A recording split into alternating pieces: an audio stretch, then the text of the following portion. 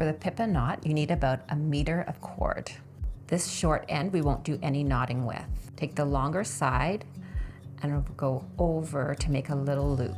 Take the long end, wrap it around, and lay it on the same intersection of the first loop. This larger loop is going to determine the size of your Pipa knot, so make it the size you want. Take the long end, wrap it around the back, and lay it on top of that same intersection. Then just outline the inside of the bigger loop. You want it nicely nuzzled within that loop so they're just touching. Wrap the cord around the back and pinch it again. That cord we just wrapped around is the bottom one. Outline the inside of the large loop and around the back again. Do that as many times as you need to until you get a small hole. And then take the end and put it through that hole. And there you have the Pipa knot. Flip it over and knot those 2 cords together. And then cut the ends. And there you have your Pipa knot. The double coin knot is really similar to the Josephine knot, and the Josephine knot is a little bit easier. You'll need 2 cords, about 1 meter long each. You want to start from the middle of the 2 cords. Take the right side over the left. Through this whole thing, you want to keep your cords side by side. Don't let them be twisted. Take these cords again and lay them over top so it looks like a pretzel.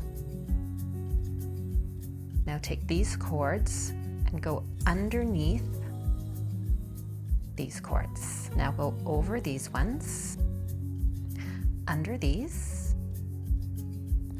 over these, and under these.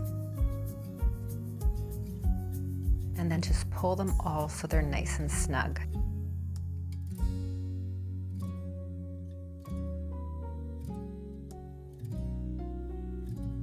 That's the finished double coin knot.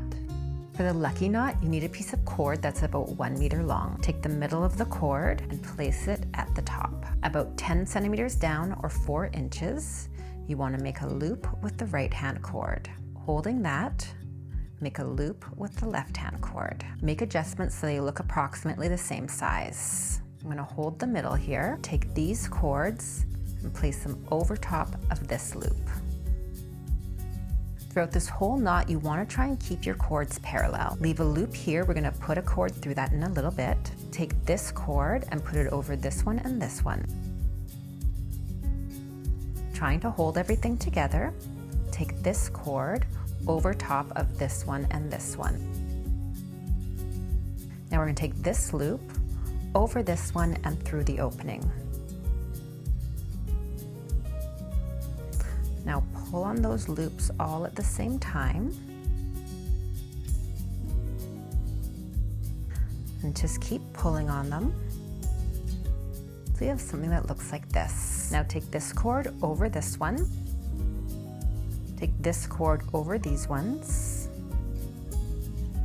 Take this cord over these ones. And now take these through the loop.